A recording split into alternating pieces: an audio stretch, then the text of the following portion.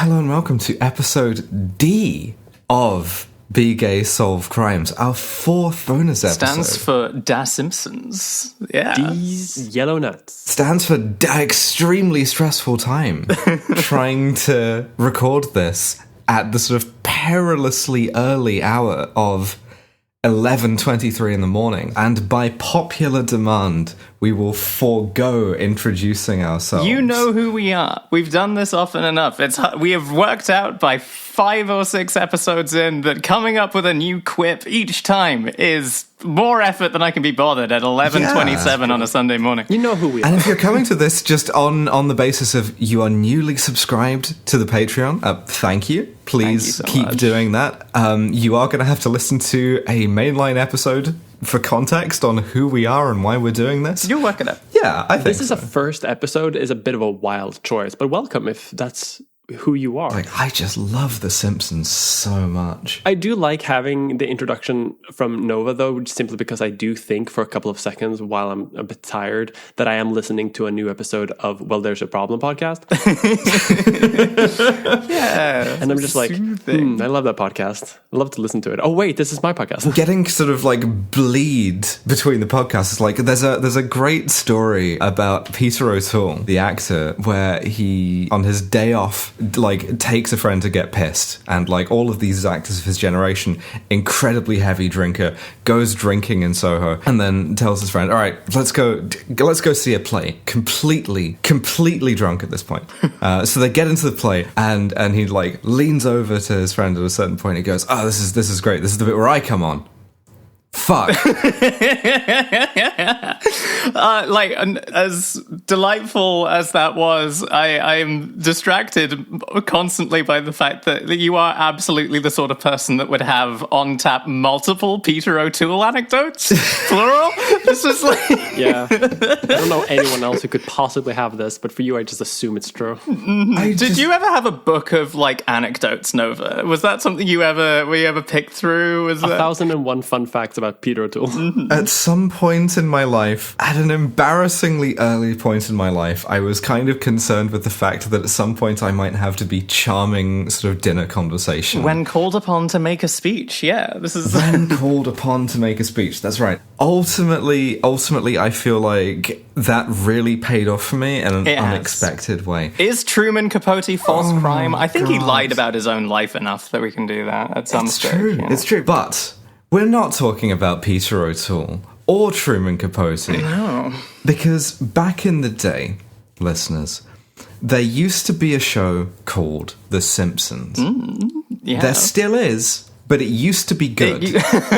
See, this is a while ago during the pandemic, I decided that I was going to watch every single episode of The Simpsons. At the time, there were 32 seasons, I believe. And the thing about The Simpsons is, this is kind of a sort of cliche take at this stage, but the first 10 seasons are really good. Like, some of it is the best television that has ever been made. But the latter 22 seasons are kind of dog shit. And unfortunately, that means that if someone was to ask me, is The Simpsons a good TV show? I would have to say, statistically, no. The Simpsons is bad more often than it's good, by quite some margin. Stupid seatbelts, they kill more than they save.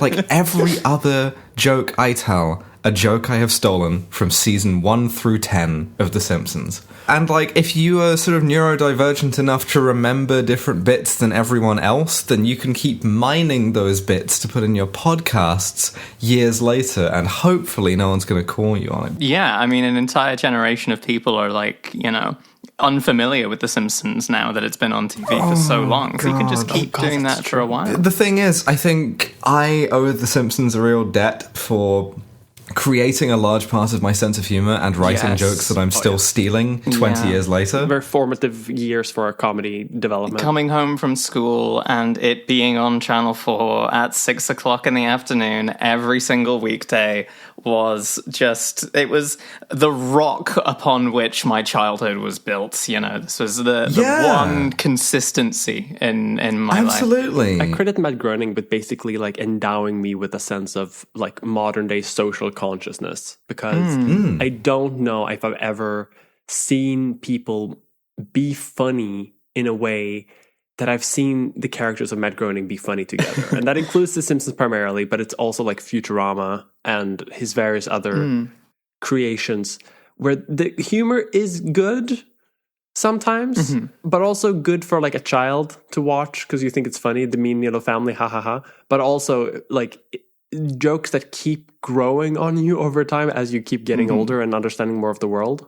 It's a good show. For a while. Yeah, it's not that I'm necessarily getting more out of it as an adult, but there's just so much there that I completely did not pick up on at the time. Yeah. And also realizing how much of it is like down to Brad Bird as well, the guy who did The Incredibles and a whole bunch of other Pixar films. He was the chief creative consultant on seasons 3 through 9 of The Simpsons, you know? Oh, wow. I mean, this was sort of like totemic in all of our childhoods, I guess. But, okay, people really liked Repodad theory, right?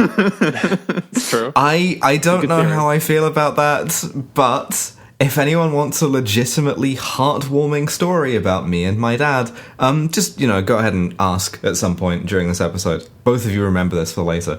So, The Simpsons did an actual honest-to-God attempted murder mystery. And this was in the form of a sort of a TV event, right? This was such a sort of like huge marketing department idea where they were going to end one season on a cliffhanger. We used to have TV events. Yeah. It's amazing that like in streaming where you just get all of the episodes dumped on you at once, there is no, long running between seasons event. Maybe we could bring that back for a podcast. Which one of us is going to be murdered? Who shot November Kelly? I don't want to get shot. It's too late. This is a Mexican standoff. Maybe we all shoot each other. This is live on stage. Yeah, who shot the first bullet? But so, this ended season 6 and began season 7 of The Simpsons. And the deal was, you had to wait for like a year, I guess, or however long it is, to get the resolution of this. And Fox hyped this up considerably to the point that there was like a phone-in contest line, which in itself was kind of a debacle of, can you solve the mystery of, across 2 episodes, who shot Mr. Burns? Yeah, with only half the information, because you only had because part the crop 1 to go on like on. Disney Plus means that you only get half the frame. No, I've watched these episodes through a half-frame camera function. They also had like, I think it was just a marketing ploy because you can't legally bet on something that does have a predetermined settled ending. Oh, they didn't have... Society hadn't regressed to allowing sports betting again. Yeah, where's Polymarket? Yeah, exactly. What does Polymarket say on who shot Mr. Burns? A Bill Oakley-shaped whale has invested $10 million on cow shit. Yeah, they had a whole sort of sweepstakes for it with different odds on who it might be. Homer Simpson topped it out at 2-1 odds. Really? Waylon Smithers was 5-2 odds. The strangest one for me is that Hans Moleman had 7-1 odds going. He was like, it's just because that guy's kind of funny, conceptually. Is he even in the episode? No, never in the episode. Otherwise, Krusty is in the episode. If you want to listen to the rest of this bonus episode, you're going to have to go over to patreon.com/begaysolvecrimes, where for as little as £5 a month, you can get access to all of our future bonus episodes, as well as every bonus episode we've done thus far. Disco Elysium, Silence of the Lambs, LA Noire. We've got so many now. But we've got a hell of a show for you today. We've cracked the case. You think it's Maggie? Oh, you could not be wrongerer. You're going to want to hear this one.